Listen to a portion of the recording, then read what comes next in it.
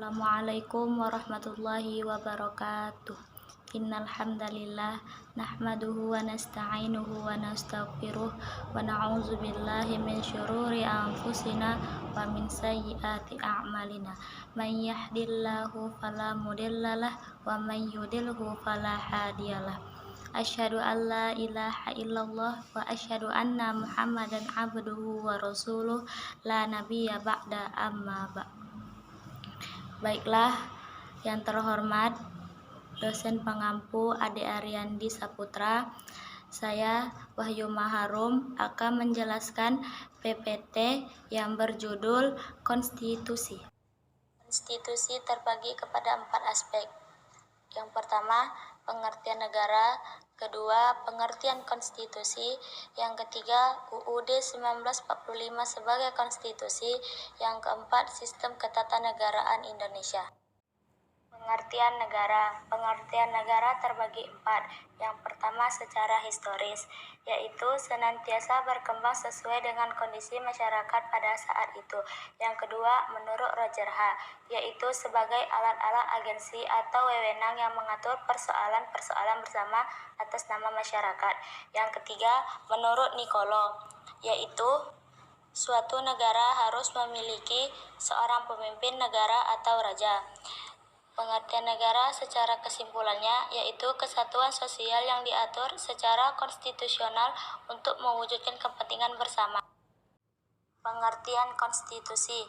Konstitusi secara umum yaitu sebuah sistem politik dan hukum bentukan pada pemerintahan negara, biasanya dikualifikasikan secara dokumen tertulis.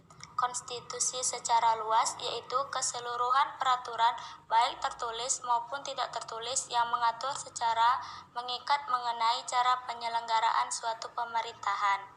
Konstitusi menurut Hermann Heller. Yang pertama, konstitusi mencerminkan kehidupan politik di dalam masyarakat sebagai suatu kenyataan. Konstitusi merupakan suatu kesatuan kaidah yang hidup di dalam masyarakat yang selanjutnya dijadikan suatu kesatuan kaidah hukum konstitusi.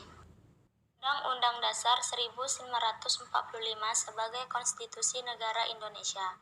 Konstitusi Negara Indonesia adalah Undang-Undang Dasar 1945 yang untuk pertama kali disahkan oleh Panitia Persiapan Kemerdekaan Indonesia atau disebut dengan PPKI pada tanggal 18 Agustus 1945. Dalam tata susunan peraturan perundang-undangan negara, Undang-Undang Dasar 1945 menempati tempatan tertinggi. Menurut jenjang norma hukum, Undang-Undang Dasar 1945 adalah kelompok aturan dasar atau pokok negara yang berada di bawah Pancasila sebagai norma dasar. Jadi, pada waktu disahkan PPKI adalah Undang-Undang Dasar Negara Indonesia yang terdiri atas 2 bagian, yaitu bagian pembukaan dan bagian batang tubuh atau pasal-pasalnya.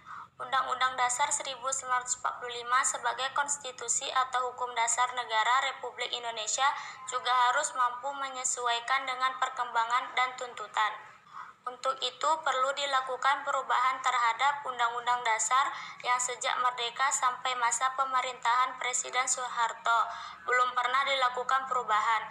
Untuk itu perlu dilakukannya amandemen Undang-Undang Dasar 1945. Ketatanegaraan Indonesia menurut Undang-Undang Dasar 1945. Yang pertama, bentuk negara adalah kesatuan.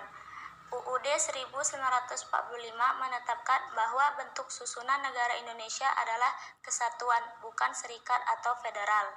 Yang kedua, bentuk pemerintahan adalah republik. UUD 1945 menetapkan bahwa bentuk pemerintah Indonesia adalah republik, bukan monarki atau kerajaan. Yang ketiga, sistem pemerintahan adalah presidensial, yaitu suatu pemerintahan di mana kedudukan eksekutif tidak bertanggung jawab kepada Badan Perwakilan Rakyat. Dengan kata lain, kekuasaan eksekutif berada di luar pengawasan langsung parlemen. Yang keempat, sistem politik adalah demokrasi atau kedaulatan rakyat, yaitu sistem sosial dan politik pemerintahan diri dengan kekuasaan-kekuasaan pemerintah yang dibatasi hukum dan kebiasaan untuk melindungi hak-hak perorangan warga negara.